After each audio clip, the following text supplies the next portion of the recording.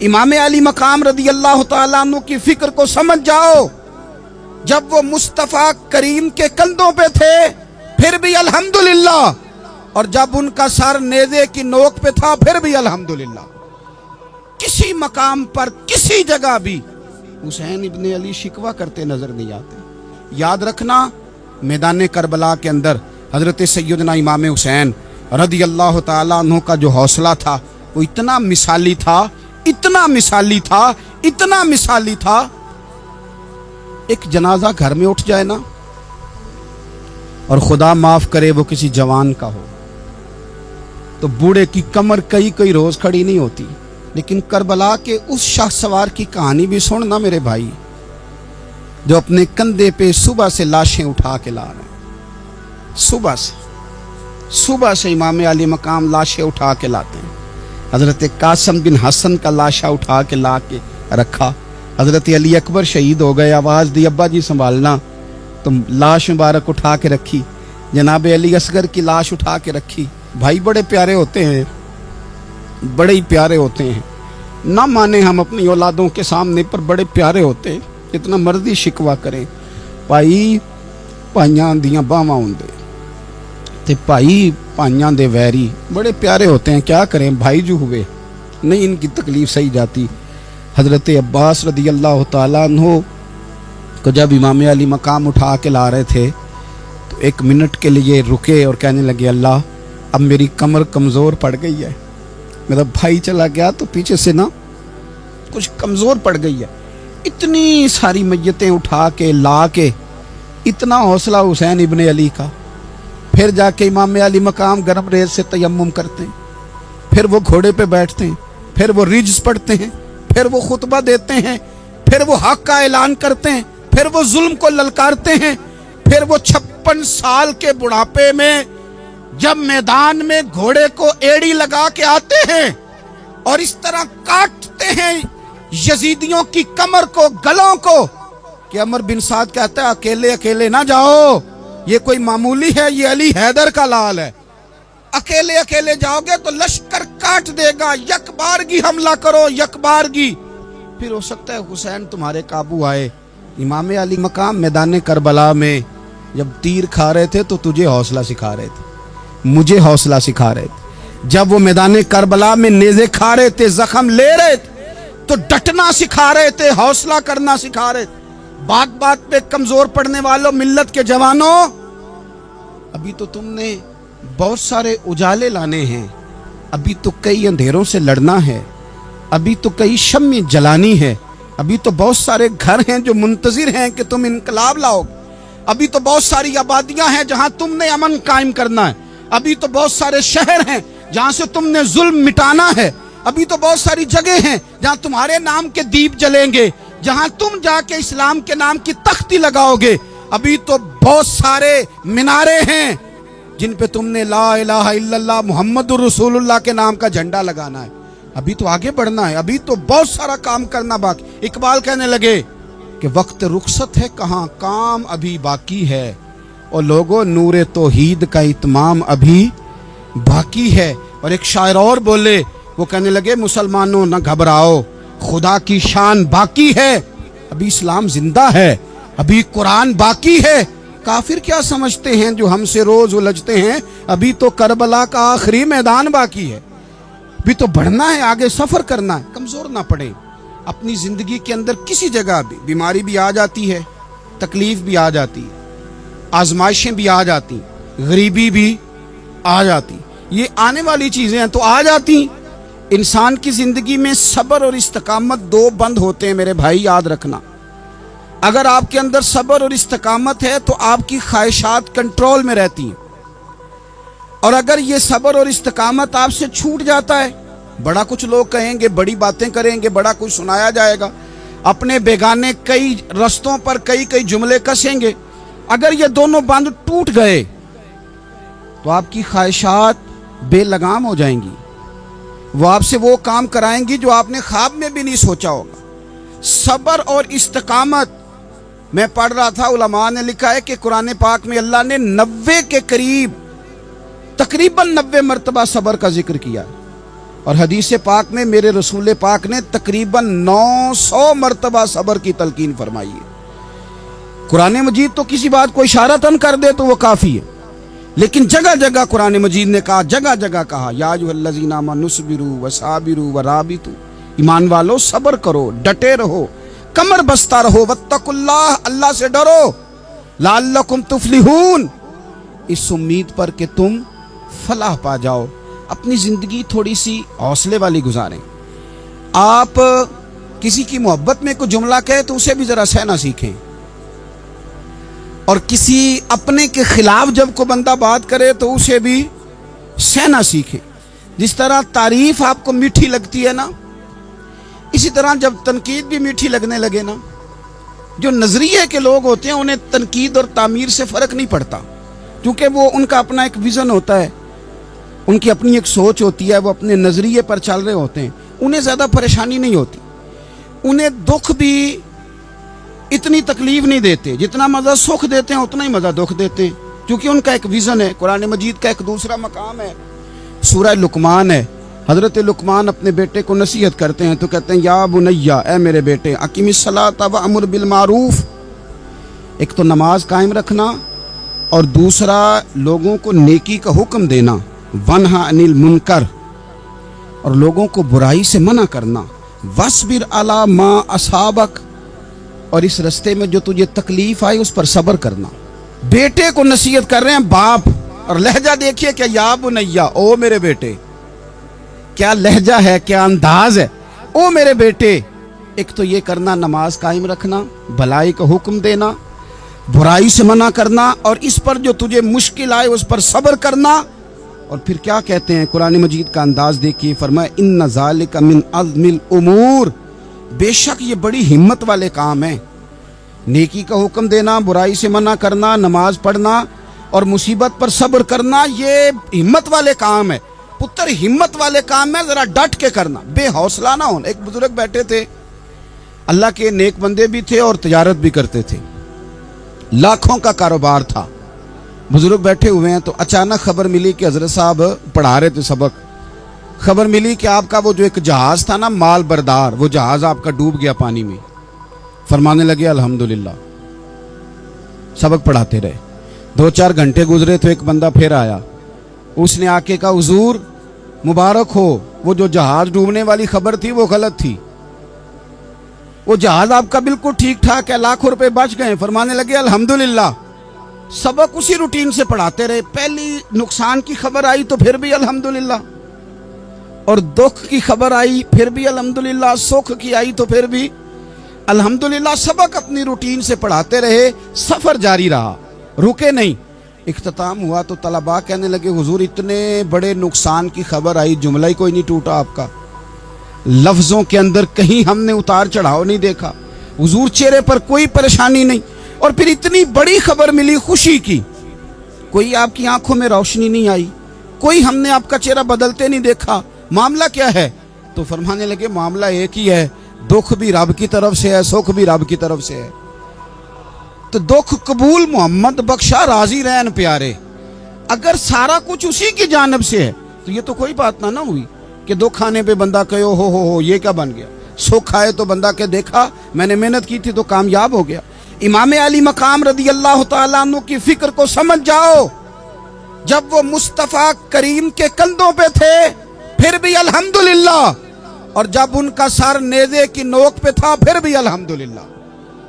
کسی مقام پر کسی جگہ بھی حسین ابن علی شکوہ کرتے نظر نہیں آتے، سیدنا امام علی مقام ہر مقام پہ کہتے ہیں الحمدللہ الحمدللہ الحمدللہ، جب تک وہ مسجد نبوی کے منبر پر جلوہ فراز تھے، اور جب تک زمانہ ہاتھ باندھے ان کے سامنے کھڑا تھا پھر بھی الحمدللہ، اور جب ان کے بچوں کے ہاتھوں میں ظالموں نے زنجیریں ڈال دیں تو پھر بھی الحمدللہ، جب تک سورج چاند بھی سیدہ زینب کے گھر کے قریب سے گزرتے تھے تو ذرا تھوڑی نظر ہٹا کے گزرتے تھے، مالک پھر بھی الحمدللہ، اور جب شام کے بازار میں پردیسی بہن اپنے بھائی کا کٹا ہوا سر لے کے سفر کر رہی تھی تو پھر بھی الحمدللہ، مارو نا مینو مار مکاؤ میں کوئی عذر نہ پیش لے آواں تے جے سونا ہی میرے دکھ وچ راضی، جے سونا ہی میرے دکھ وچ راضی تے پھر سکھ نو چلے ڈاواں۔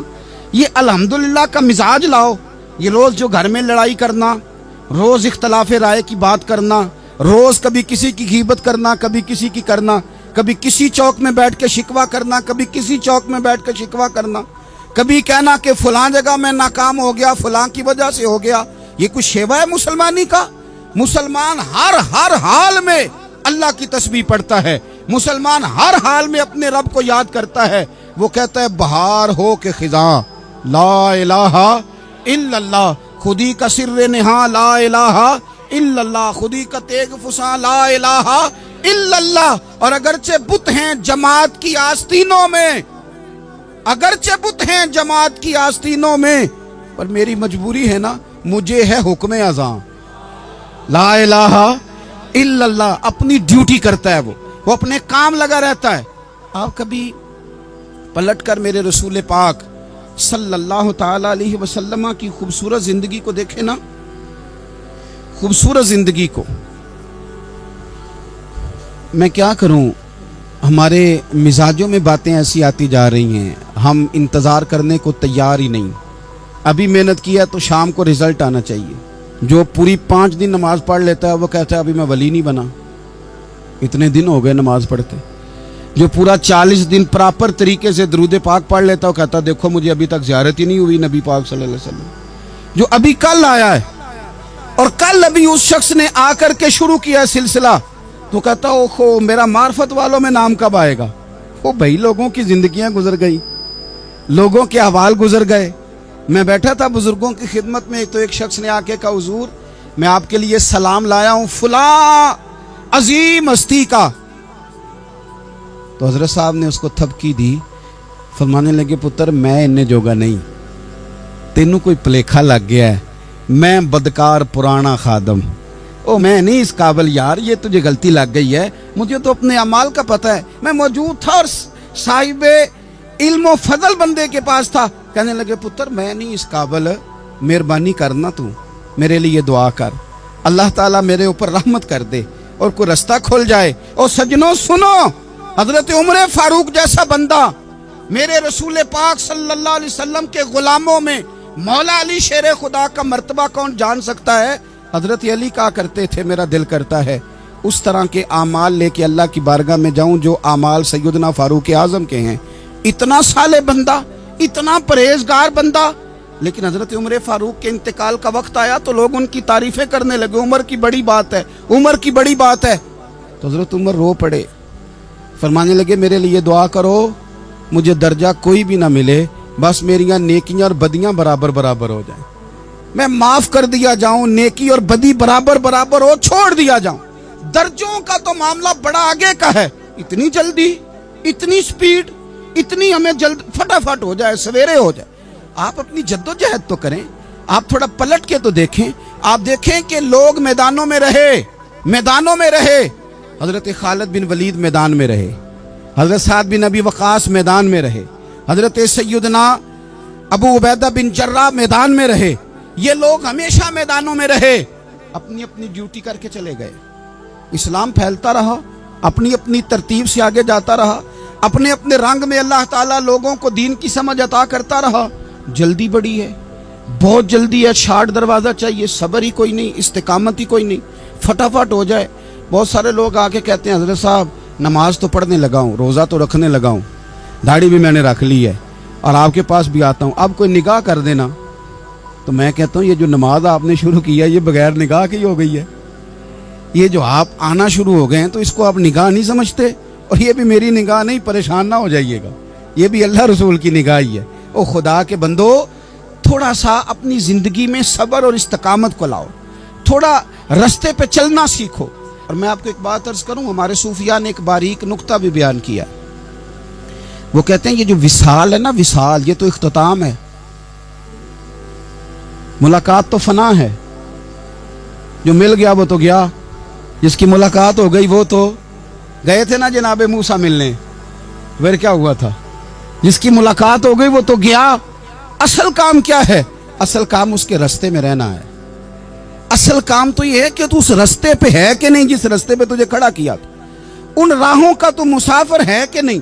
तू नक्शे कदम तलाश कर, नक्शे कदम। एक शायर सीरत निगार भी थे, समझ लें उन्होंने सीरत निगारों को भी देखा, उशाक को भी देखा, रसूलुल्लाह के गुलामों को दीन की नौकरी करते भी देखा, 40-40 साल हदीसें पढ़ाते भी देखा, नबी पाक के नाम पे गली गली नगर नगर जाते आते भी देखा, हुजूर सल्लल्लाहु अलैहि वसल्लम की बातें करते देखा। तो किसी ने उनसे पूछा हुजूर तक रसाई भी हुई है? तो वो सरकार की बारगाह में मुखातब होकर कहने लगे तेरी मेराज कि तू जाने कहाँ तक पहुंचा। या रसूलल्लाह मेराज की रात आप कहाँ तक गए? कोई पता नहीं। कहने लगे वो तेरी मेराज कि तू जाने कहाँ तक पहुंचा, और मेरी मेराज कि मैं तेरे खाके कदम तक पहुंचा। मेरे लिए तो इतना काफ़ी है कि महबूब वो जो तेरे कदमों से कभी गर्द लगती थी मदीने की, अगर मैं वहाँ तक चला जाऊँ तो मेरी तो मेराज हो गई, मेरा तो मामला हल हो गया। मैं यहाँ तक आ गया तो ख़त्म हो गई बात। थोड़ा सफ़र करें। एक तो ये देखें आप कि आप कितने भी बड़े हैं, कितने भी अजीम हैं, कितने भी लायक हैं, कितने भी नेक हैं, फिर भी आजमाइश ज़िंदगी का हुस्न है। मैं मुसाफिर हूँ, कुछ ज़िंदगी के 11-12 साल हो गए मुझे सड़कों पे वक्त गुजारते। तो मैं बहुत सारे लोगों से मैंने बड़ा कुछ सीखा है। मेरी जो गाड़ी चलाने वाले लोग हैं उनसे भी मैंने बड़ा कुछ सीखा है। एक मेरा दोस्त था, तो मैंने उससे कहा कि मेरा ख्याल है मोटरवे पे आपको गाड़ी चढ़ा दी जाए तो आपके लिए आसान है। तो कहने लगा पीर साहब है मोटरवे औखी जे चलानी। मैंने कहा वो किस तरह?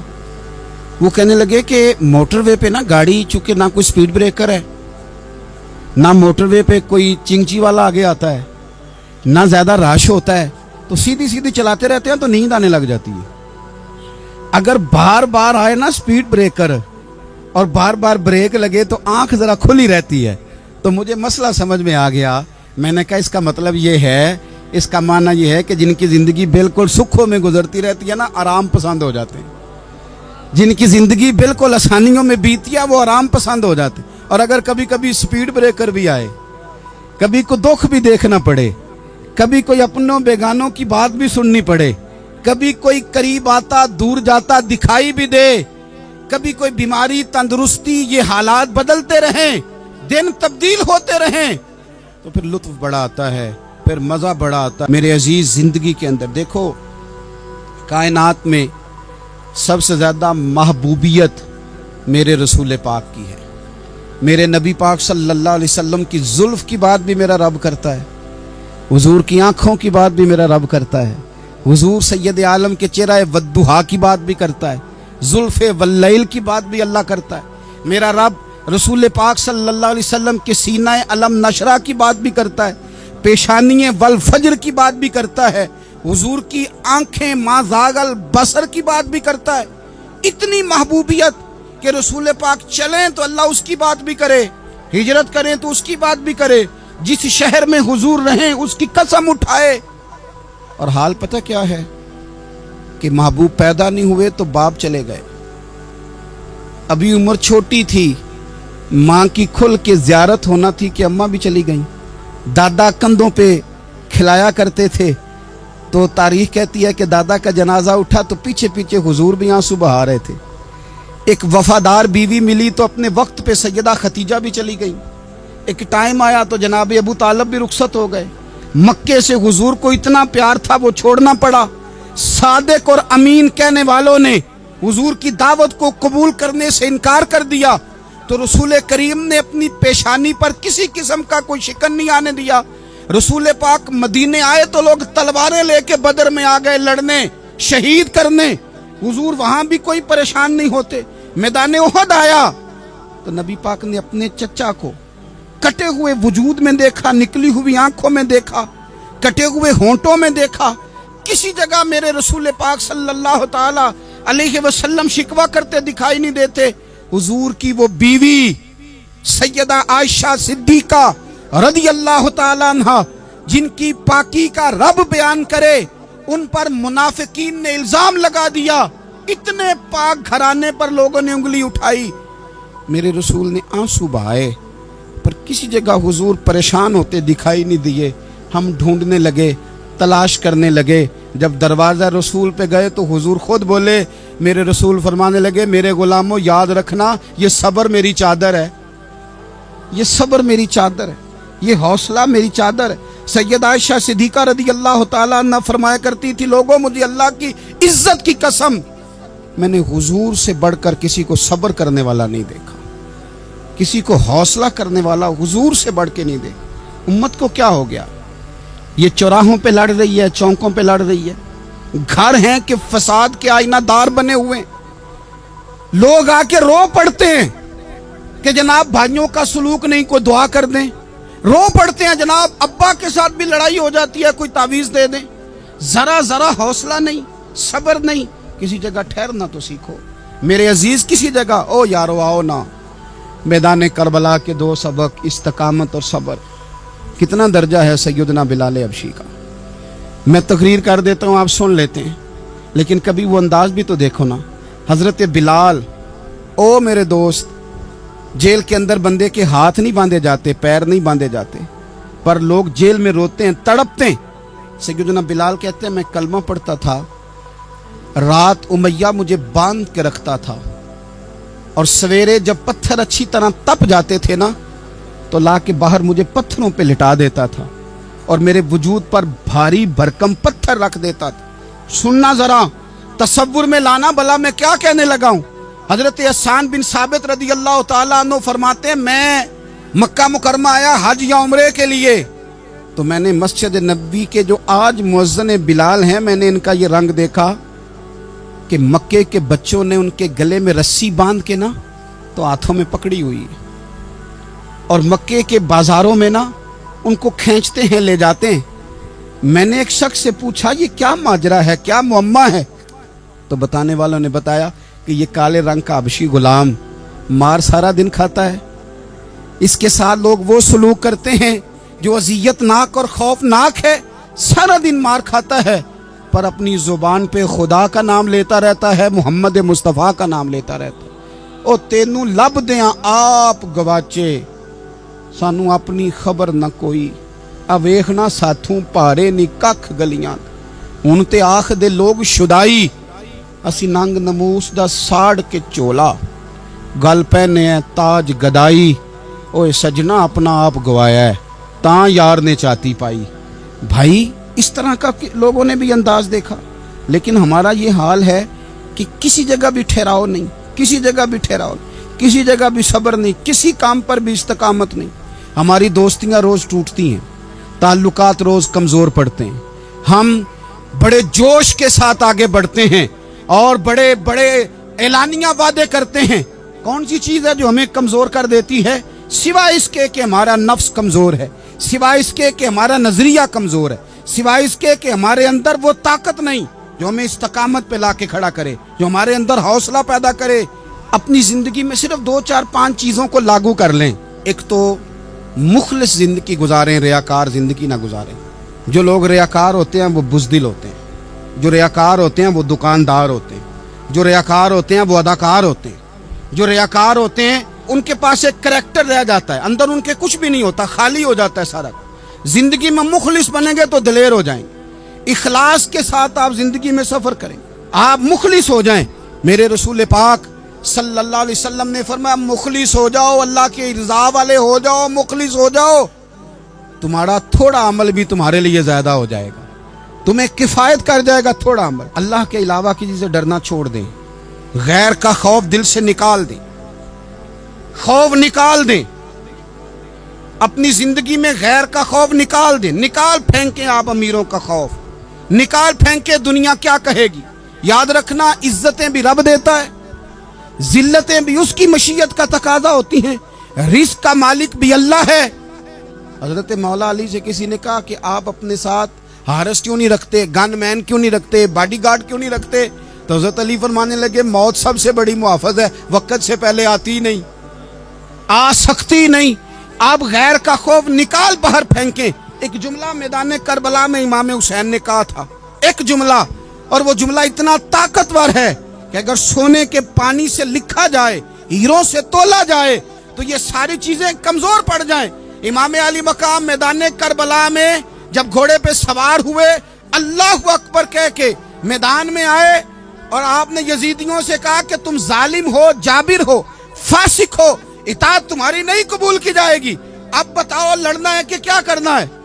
जब वो लड़ने के लिए मैदान में आए तो इमाम ने एक जुमला कहा, फरमाने लगे लोगों गवाह रहना, आज मैंने इज्जतें खरीद ली हैं और जिल्लतें दूर कर दी हैं। इज्जत है हमारे पास, इज्जत, जिल्लत दूर हो गई।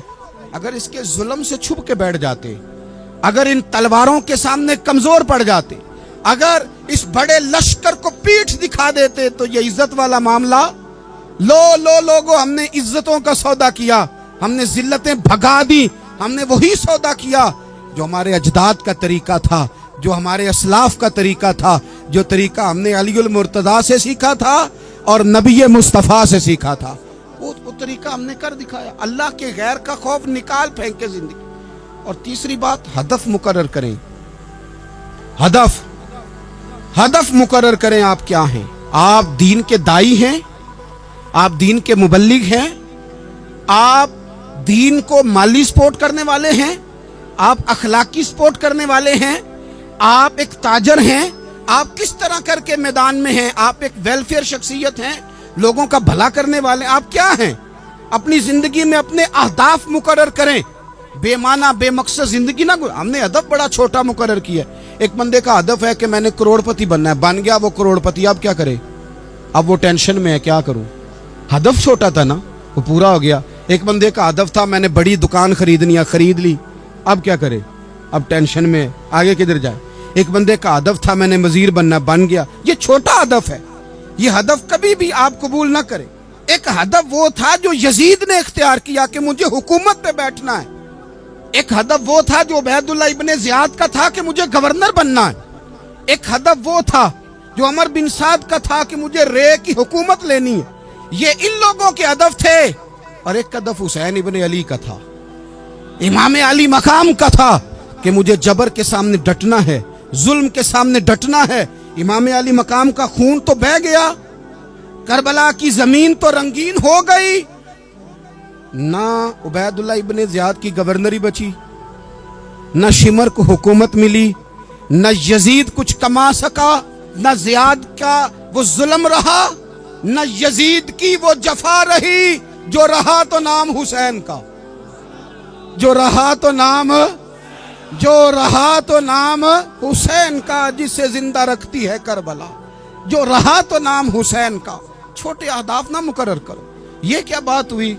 एक काउंसलरी पे सारा कुछ हार देना, एक बच्चे के मेडिकल कॉलेज के दाखिले पे सारा कुछ हार देना, एक हल्की चीज सिफारिश पे सारा कुछ हार जाना, एक बड़े आदमी के नाम फोटो आ गई और तू सारा कुछ हार के बैठ गया। ना, अपनी कीमत थोड़ी ना लगा, जगह जगह ना बिका कर, जगह जगह ना बिका कर, जगह जगह ना अपने आप को सेल किया कर। हमारे सौदे हो गए, हमें हुजूर ने खरीद लिया, मदीने की गली में सौदा हो गया। सौदा किस नाम पे हुआ?